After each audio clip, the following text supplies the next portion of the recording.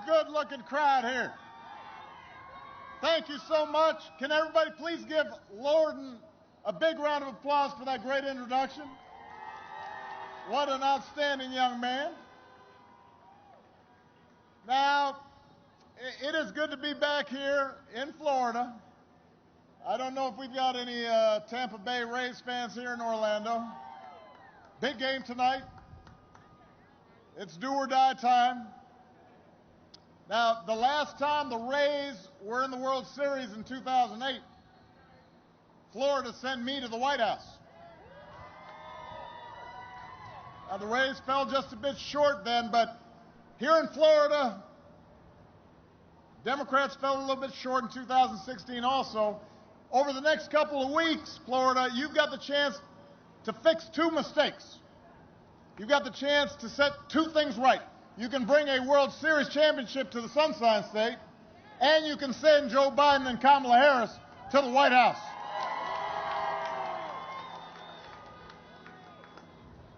We got 1 week, Orlando. 1 week. Si se puede. 1 week until the most important election of our lifetimes. And you don't have to wait until next Tuesday to cast your ballot. You've got 2 ways to vote right now. Number 1, you can vote early in person right now. Number 2, you can vote from home with a mail-in ballot. Don't wait. Put it in the mail or drop it off at a drop box location today. Don't take any chances. Just get it done. Just go to iwillvote.com to find out where you can early vote in person or drop off your ballot. If you've already voted, how many of you have already voted? If you've already voted, then your job is to go help your friends and family make a plan to vote. Because this election requires every single one of us. And what we do this week will matter for decades to come. Now, I've sat in the Oval Office with both of the men who are running for president. And just in case you couldn't tell, they're very different people. I didn't think that Donald Trump would embrace my vision or my policies, but I did hope for the country's sake that he might show some interest in taking the job seriously. But he didn't. He hasn't shown any interest in doing the work or helping anybody but himself and his friends or treating the presidency as anything more than a reality show that can give him the attention that he craves, and he does crave attention. This week, with everything that's happening, you know what he brought up? He was fussing about the crowd size at the inauguration again, saying his was bigger. Who is thinking about that right now? Nobody except him. But the rest of us have had to live with the consequences. More than 225,000 people in this country are dead. More than 100,000 small businesses have closed. 500,000 jobs are gone in Florida alone. Think about that. And what's his closing argument? That people are too focused on COVID. He said this at one of his rallies. COVID, COVID, COVID, he's complaining. He's jealous of COVID's media coverage.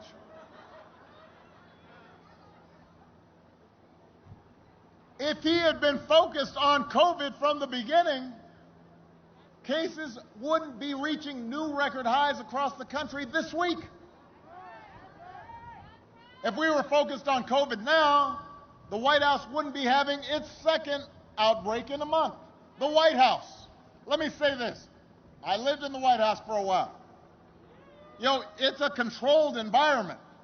You can take some preventive measures in the White House to avoid getting sick, except this guy can't seem to do it. He's turned the White House into a hot zone.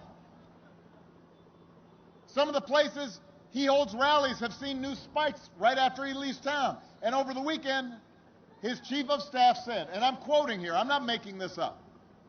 His chief of staff on a news program says, we're not going to control the pandemic. He just said this. Yes, he did. And yes, we noticed you're not going to control the pandemic. Listen, winter is coming. They're waving the white flag of surrender. Florida, we can't afford 4 more years of this. That's why we've got to send Joe Biden to the White House. Because we cannot afford this kind of incompetence and disinterest. 12 years ago, when I chose vice president, I didn't know Joe all that well. We served in the Senate together. I noticed, by the way, one of my great friends, Bill Nelson. I haven't seen Bill in a while, so that's why. Plus, he's wearing a mask. But one of the great senators from Florida, and Joe and I served together with him.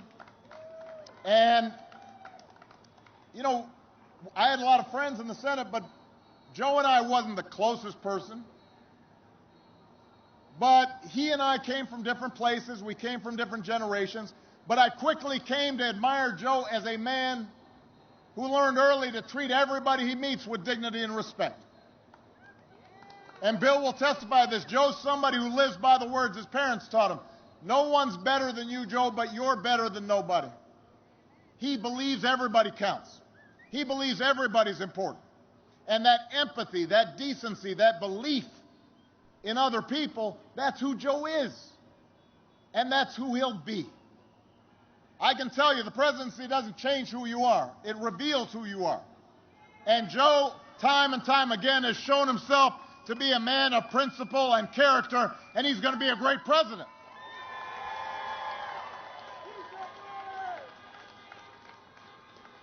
For 8 years, Joe was the last one in the room whenever I faced a big decision. He made me a better president, and he's got the character and the experience to make us a better country. And he and Kamala are going to be in the fight, not for themselves, but for every single one of us. Listen, you've got a president right now, he wants full credit for an economy that he inherited. He wants zero blame for the pandemic he ignored.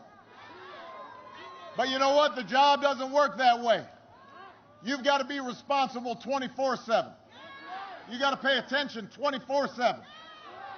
Tweeting at the TV doesn't fix things. Watching TV all day doesn't fix things. Making stuff up doesn't fix things. You've got to have a plan if you want to make people's lives better. You've got to put in the work if you want to make people's lives better. And along with the experience to get things done, Joe Biden has concrete plans and he's got concrete policies that will turn our vision of a better, fairer, stronger country into a reality. Look, here's the truth. The pandemic would have been challenging for any president. But this idea that somehow this White House has done anything but completely screw this thing up is nonsense.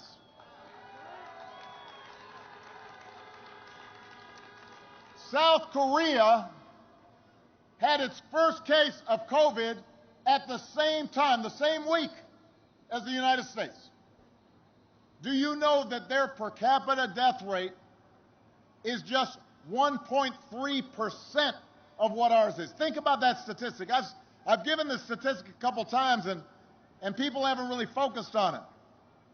The number of people in Korea who have died of COVID per capita is less than 1.5% what our death rate is.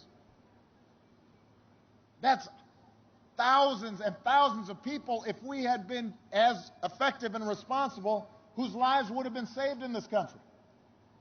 Just across the border in Canada, the death rate per capita is 39% what ours here is in the United States. We are the largest, the wealthiest, most powerful country on earth, and we cannot somehow get a grip on this because our government hasn't been doing its job.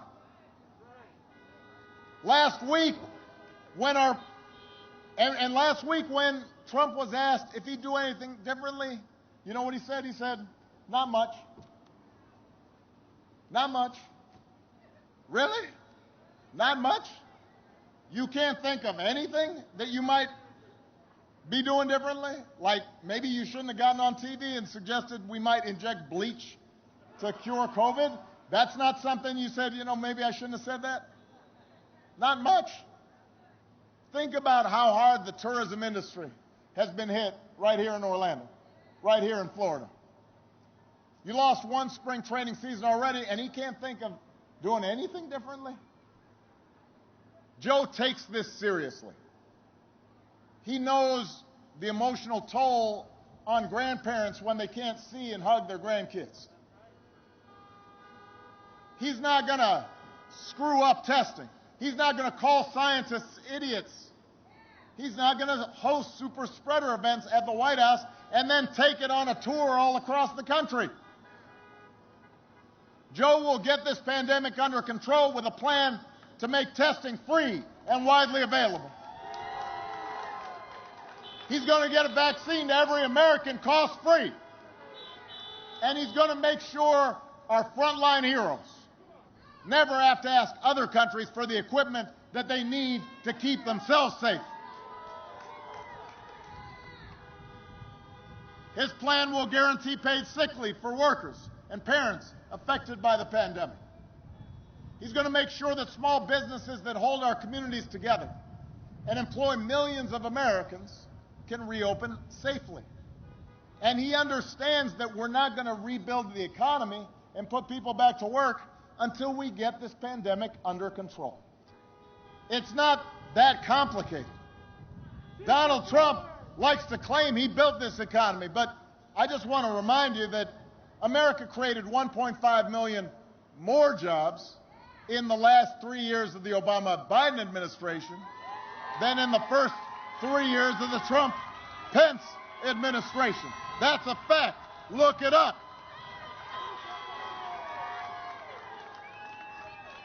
And that was before Trump could blame the pandemic. He, in fact, inherited the longest streak of job growth in American history. But just like everything else he inherited, he screwed it up. And the economic damage that he inflicted by botching the pandemic response means he will be the first president since Herbert Hoover to actually lose jobs. First president since Herbert Hoover back in the 30s. That's a long time, people. That's almost 100 years ago. He loves to talk about black unemployment. Look how low black unemployment. Well, you know what? Unemployment was really high when I came in, and we brought that unemployment low, and it kept on going low. And he wants to take credit for it. Says he's the best president for black folks since Abe Lincoln. Man, now his advisors are out there saying, including his son-in-law says, black folks have to want to be successful. That's the problem. Who are these folks? What history books do they read? Who do they talk to? Don't read? Is that what is going on? Black unemployment hit almost 17% during the Great Recession 10 years ago. And through a lot of hard work, Joe Biden and I helped get it down. And it kept on going down. Not because Trump did anything. And then this year, because they've screwed up the pandemic response, it soared back up to above 17% here in Florida. But it doesn't have to be that way, Florida, if you go out and vote.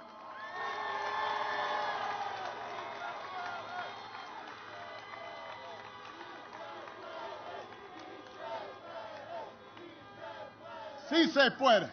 Yes, we can. Listen, the only people truly better off than they were 4 years ago are the billionaires that got Trump's tax cuts. In the meantime, he has not been able to manage extending relief to millions of families who can't pay the rent right now, can't put food on the table right now, got no plan to reopen schools that need reopening, or protecting teachers in the process. You know, I don't understand how it is that he cannot organize Republicans in Congress to do the right thing. And it's not like it's his money that we're asking to pay, because he doesn't pay taxes. Barely pays income taxes. We know he's got a secret Chinese bank account, so he may be paying taxes to the Chinese, but he's not paying taxes here. First year in the White House, only paid $750 in taxes, in federal income taxes. $750. Can you imagine that? I mean, teachers pay more than that. You know, social workers pay more than that in taxes. Huh? Soldiers, folks in uniform pay more in taxes than that. So how are you living large and you're not willing to do the right thing to make sure that we're able to pay for quality schools for our kids, to provide veterans benefits for those who've earned them? Joe Biden has a plan to create 10 million good, clean energy jobs right here in America. It's part of his plan to protect Florida from climate change and secure environmental justice. And he's going to pay for it by rolling back those tax cuts to billionaires.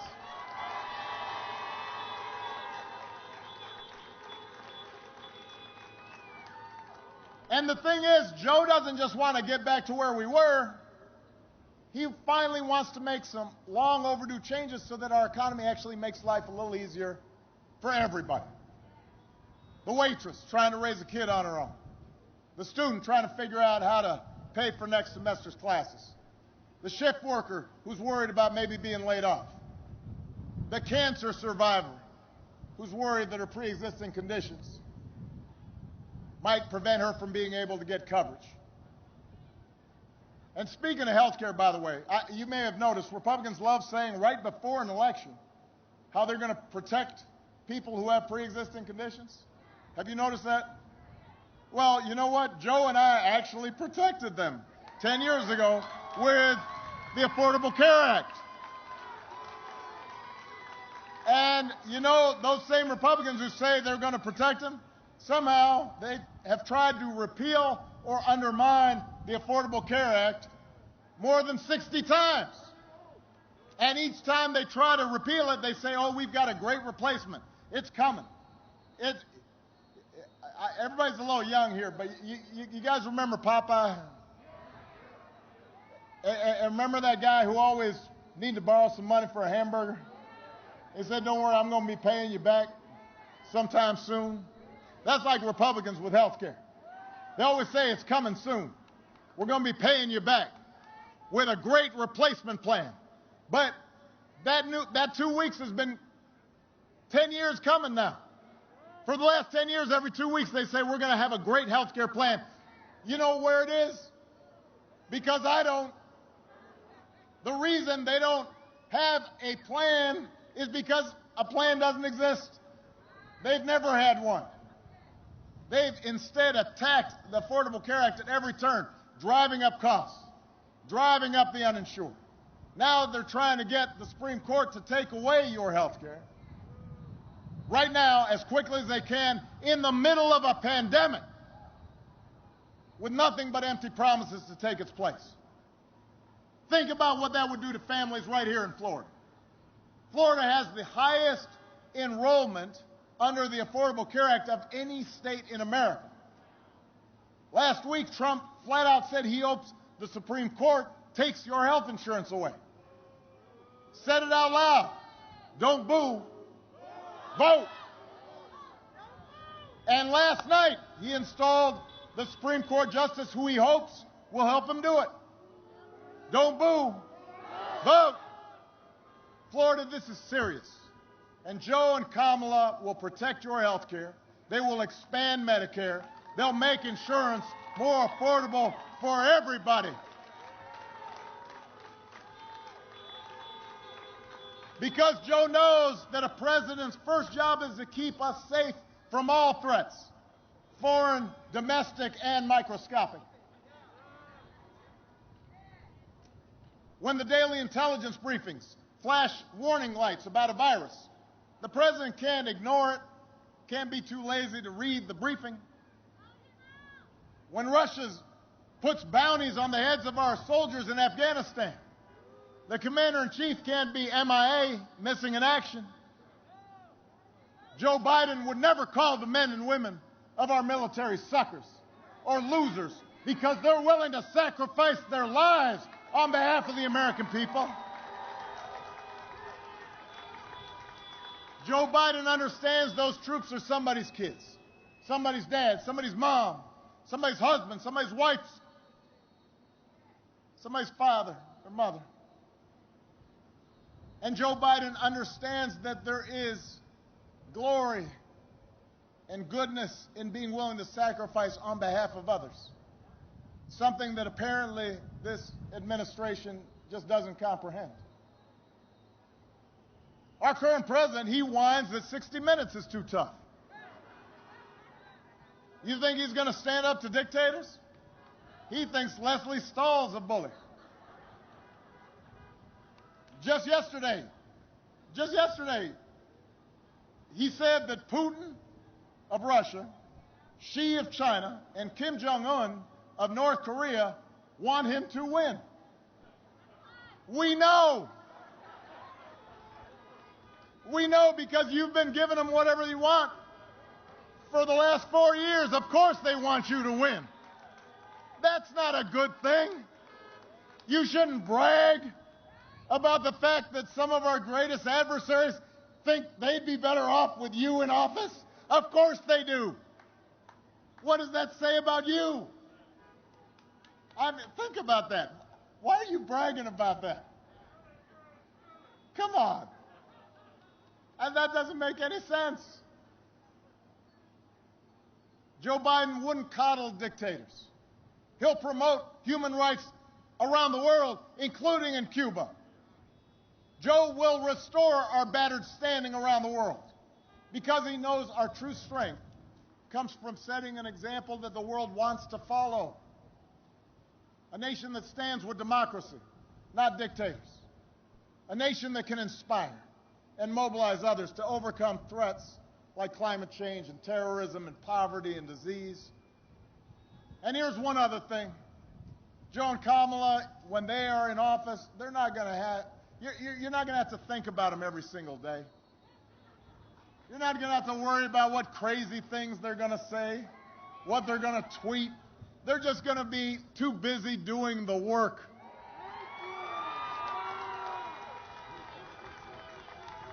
It just won't be so exhausting.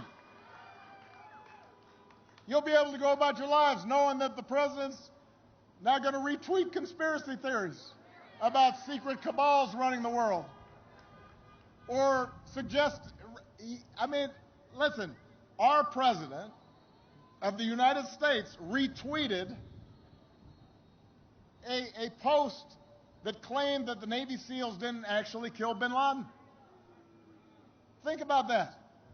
And we act like, well, okay. It's not okay. We're not going to have a president, when Joe Biden's in office, that goes out of his way to insult people just because they don't support him. He'll be a president for all people, including people who didn't vote for him. Because he knows that's the job of being president.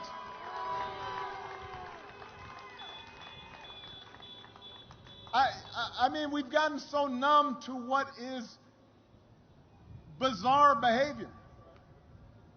We have a president right now who lies multiple times a day. And this is not my claim. Even Fox News sometimes says, well, what he says isn't really true. He didn't mean it. It's not normal behavior. We wouldn't tolerate it from a coworker. We wouldn't tolerate it from a football coach. We wouldn't tolerate it from a high school principal. I mean, we might have to put up with it if it was a family member, but we talk about him afterwards. Even Florida man wouldn't be doing some of this stuff. Why would we accept it from President of the United States?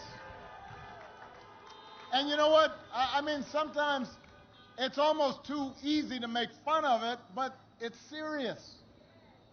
There are consequences to his actions. If he was just on Jerry Springer or something, you'd say, well, but this is the most powerful office on earth. And when people see the president doing things like that, it emboldens other people to be mean and cruel and divisive and racist. And it frays the fabric of our lives. It affects the way our children see things. When we tell our children to tell the truth, and then we have the person in the highest office in the land who doesn't seem capable of doing so, that undermines our society. It affects the way our families get along. It affects the way the world looks at America. And it distracts from the truly destructive actions that his cronies are doing all across the government as we speak, actions that affect your lives.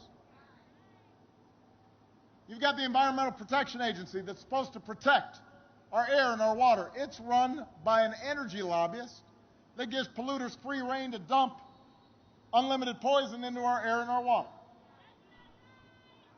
It's not right. It ain't right. The Labor Department, that's supposed to protect workers. It's run by a corporate lobbyist who's declared war on workers, trying to gut protections to keep essential folks safe during a pandemic, making it easier for big corporations to steal their wages.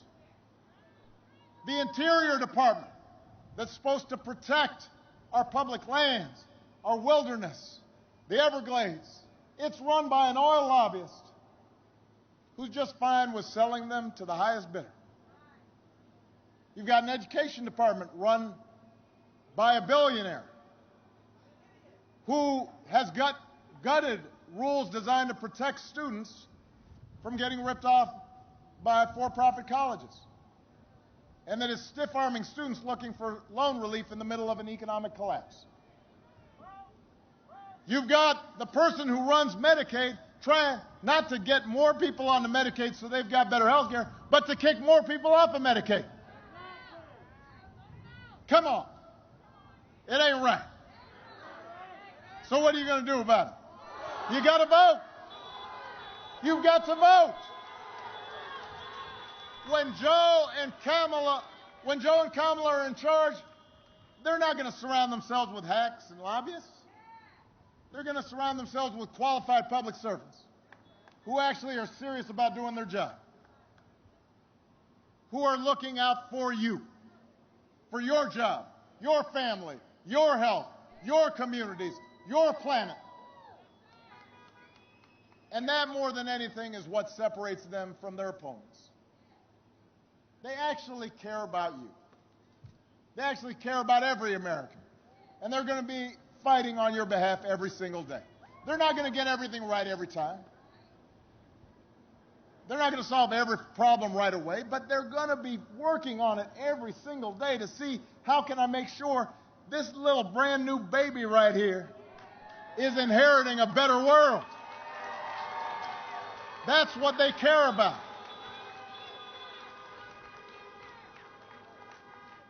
I will say that I miss kissing babies during the pandemic. I can't do it, but look at that little bundle right there. Brand new. It's got the new baby smell. Congratulations. But Joe and Kamala, they care deeply about people and they care about our democracy. They believe that in a democracy, the right to vote is sacred. We shouldn't be making people wait in line for hours. We should be making it easier for everybody to vote, not harder.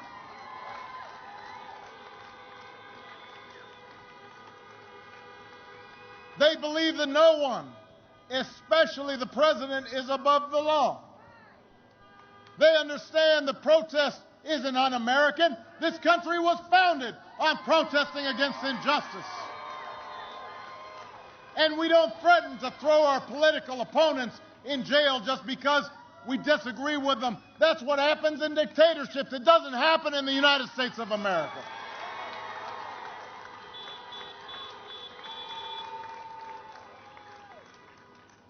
Joe and Kamala understand that our ability to work together to solve big problems like the pandemic depends on more than just photo ops. It depends on applying facts and logic and science and not making things up, not flooding the internet with misinformation. These should not be Republican or Democratic values. They're what we grew up learning from our parents and our grandparents. They're not white or black or Hispanic or Asian or Native American values. They're supposed to be American values. And we have to reclaim them right now. And how are we going to do that? By voting. We've got to turn out like never before, Orlando. We have to leave no doubt. We can't be complacent. We were complacent last time. Folks got a little lazy. Folks took things for granted. And look what happened. Not this time. Not in this election. I understand there's some Americans who get frustrated by government. They feel like, oh, it doesn't make enough a difference. My vote won't make a difference.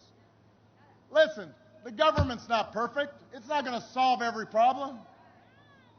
But a good government can make things better. Things were better when I left office than when I started. They weren't perfect, but they were better. A president shouldn't make things worse. A president by himself can't solve every challenge facing our economy, but if we elect a president who cares, and we elect a House and a Senate and a State House and a State Senate that are focused on working people and getting you the help you need, it can make a difference. A president by himself can't eliminate all racial bias in our criminal justice system. But if we elect district attorneys and state's attorneys and sheriffs and police chiefs focused on equality and justice, it can make things better. And that's what voting's about. Not making things perfect, but making them better. It's about putting us on track so that a generation from now we can look back and say, hey, things started getting better. It's about using the power we have and pooling it together to make sure that we have a government that's more concerned, more responsive, more focused on you. And you know what? When I hear people say, well, I don't know, I voted last time and things didn't change as much as I thought. Listen, we've never come close to seeing what it would be like if everybody voted. In 2008, that was the highest voting rate in modern presidential history. You know what? We only got to 61%. That means 39% of the folks didn't vote who were eligible to vote. What would happen if suddenly we started getting 70% voting rates? What would happen if we got 60, 70% of the people voting instead of 55% of people voting? The country would be transformed. Imagine January 20th, and we swear in a president and a vice president who have a plan to deal with this pandemic effectively, who believe in science, who have a plan to protect this planet for our children, who care about working Americans, who have a plan to help you start getting ahead, who believe in racial equality, who are willing to do the work to bring us closer to the ideal that no matter what you look like, where you come from, who you love, how much money you got, you can make it here in America. You'll be treated with respect and dignity and justice here in America.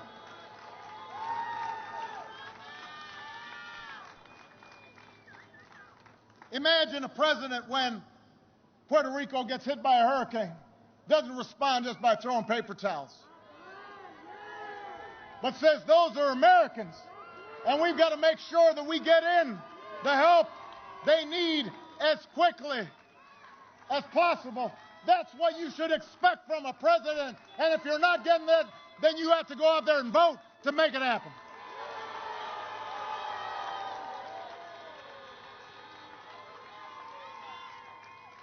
All of that is possible. All of that is within our reach. For all the times these past 4 years when we've seen our worst impulses revealed, The good news is we've also seen our best impulses revealed. We've seen folks of every age and background pack city centers and town squares so that families wouldn't be separated. I've got a friend, Jose Andres, great restaurateur, took it upon himself, went down to Puerto Rico after the hurricane, organized thousands of meals just on his own because he was seeing that the response wasn't quick enough. Just did it on his own. That is America. We saw people out on the streets saying we're not going to have our classrooms shut up anymore. We've seen people activated to make sure our kids don't grow up on an uninhabitable planet.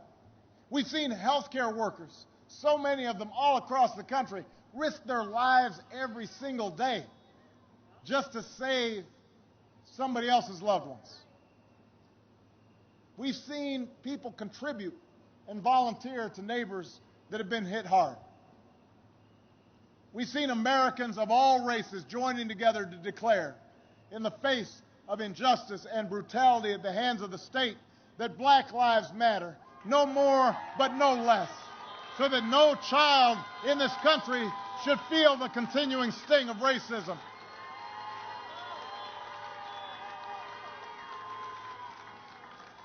That's true in Orlando, it's true in Florida, it's true all across this country.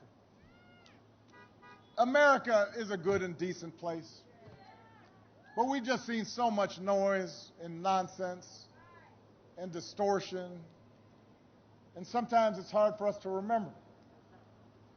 But Orlando, I'm asking you to remember what this country can be, what it should be, what it must be. I'm asking you to believe in Joe's ability to lead this country out of these dark times, to help us build it back better. Don't abandon those who are hurting right now. We can't abandon the kids who aren't getting the education they need right now. We can't abandon all those young people who are out on the streets who inspired us. We got to channel their activism into action. We can't just dream for a better future. We got to fight for a better future. We've got to out-hustle the other side. We've got to vote like never before and leave no doubt. So make a plan. Vote as early as you can. Grab your friends and your family. Get them to vote all the way up and down the ticket. And if we pour all our efforts into this final week, if we vote like never before, then we will elect Joe Biden, President of the United States. We'll elect Kamala Harris, Vice President of the United States. We will establish once again what this country stands for, what our values are, who we are as a people. Let's get to work, Florida.